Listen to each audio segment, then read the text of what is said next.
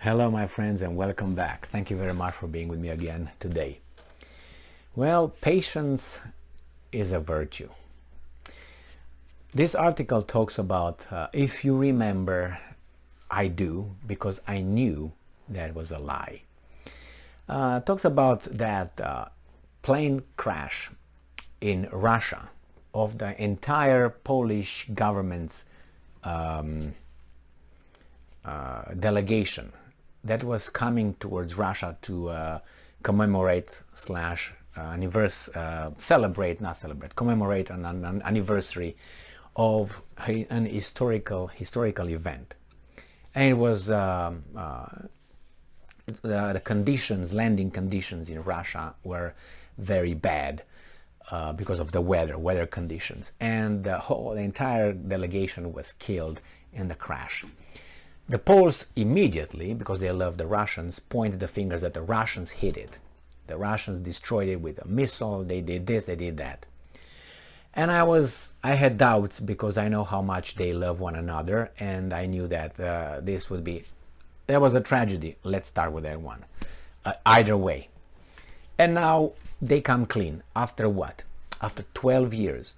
So that's why things that happen now in Ukraine, wait at least 10, 12, 15, 30 years to find out what really happened and how certain things that we were told now that never happened, things that we were told now they happened, never happened, and so on. We're going to find out there were military involved in Ukraine, US military and other stuff. We're going to find out and I'm going to say, oh really? Okay. So, Republic World reported on the 13th of September, Polish team ignored info in crash that killed leader. Report. Now this is very mild and very euphemistically formulated sentence. My title expresses the reality straightforward. Okay, a television news report alleges a Polish government team manipulated evidence during its investigation of the 2010 plane crash that killed President Lech Kaczynski and 95 other prominent Poles, casting new doubt on the team's finding. The leader of Poland's ruling Law and Justice Party, Jarosław Kaczyński, is the twin of the late president. The investigative team concluded that the plane crash in western Russia was an assassination plotted by Moscow. And everybody ran with it. That's why it was. The presidential plane was carrying a delegation for the anniversary observances of a 1940 Soviet massacre of Polish military officers when it crashed in dense fog on approach to the airport of Smolensk. However, a professional commission for investigating aviation accidents found that April 10, 2010 crash of the two 154 aircraft near the rudimentary airport was an accident caused by human errors in adverse weather and technical conditions. In its report, aired late Monday, private broadcaster TVN24 said the Polish government team intentionally ignored or manipulated facts presented by outside experts that negate its finding that intentional explosions aboard the plane caused the crash. The head of the team, former defense minister Antoni Macierewicz, is an associate of ruling party leader Jarosław Kaczyński. The assassination so it's a poll.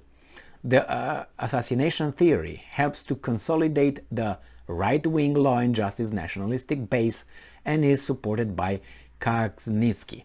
The thing is not that. The Poles in general have problems with. That's how it is over there in Eastern Europe and in Europe. People don't believe me. In response to the TVN24 report, Macierewicz issued a statement saying the story included lies and that all obtained findings and opinions of experts were published in the team's 2021 final report. Polish Prime Minister Mateusz Morawiecki said Tuesday he would like all expert opinions and findings related to the crash to be published. He said Macierewicz should be awarded a medal for his perseverance in the government's investigation. Now there is freedom and democracy. Housed within the Defense Ministry, the team examined the 2010 plane crash, has spent some 30 million zlotys, which is $6.5 million, on its investigation.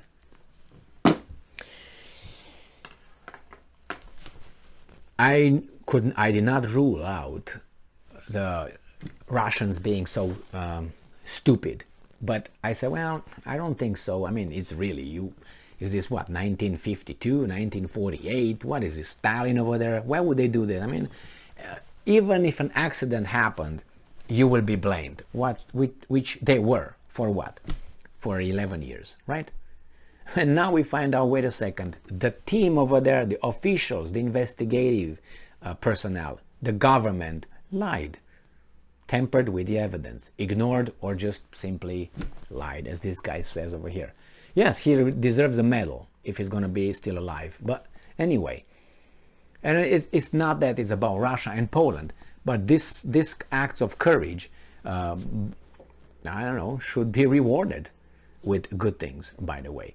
So, as I said, I had then doubts that the Russians would be so stupid, and I think I wonder if this will be a front page news here in the corporate media, and vindicate that guy over there in Kremlin and his little group.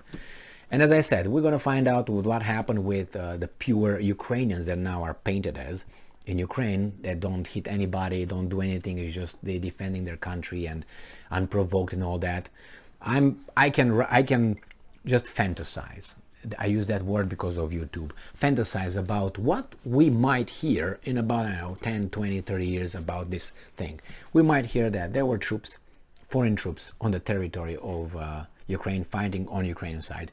That there were some big generals from NATO actually writing and doing the plans of Ukrainian offensive, counteroffensive defense.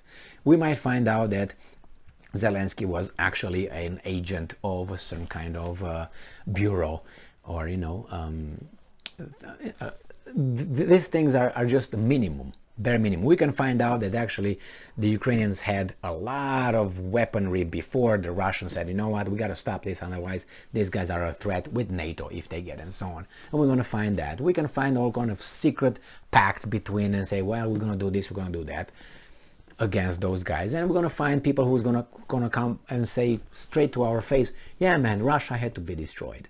It was too strong and we had to do that. And I think it's going to take about 3 years, 4 years, not 20 years, because it's too evident that those guys have to be destroyed. They tried that since 1991.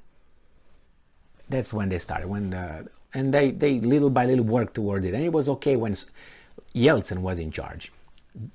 They raped Russia however they wanted until Putin came in charge, and he changed the economy, the military, the whole system. And these guys become too dangerous right here. So and they started, expanding their NATO, their European Union. And the Russians said, why is still NATO around? Well, don't worry. Okay, it's for us. Oh no, it's for Iran. For children. Explanations. So, yes, I'm glad I found this article. Thank you very much. Thank you very much for being with me again today. Stay strong, stay smart, look for the truth, and be just. Look for the truth like this guy.